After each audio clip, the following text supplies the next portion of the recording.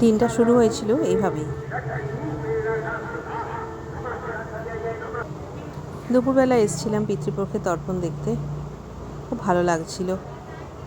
একটা অজানা অভিজ্ঞতা, আগের বছর তো যাইনি। একটু দূরে দেখলাম একটা বড় নৌকা, এর আগে এটা ছিল না। বোধহয় ইলিশ মাছ ধরবে বলে এই নৌকাটা সামনে রয়েছে। তো সবাইকে নবরাত্রির শুভেচ্ছা। কাউন্টডাউন তো শুরু হয়ে গেল। সেই কোন আদিকাল থেকে এই প্রথা চলে আসছে।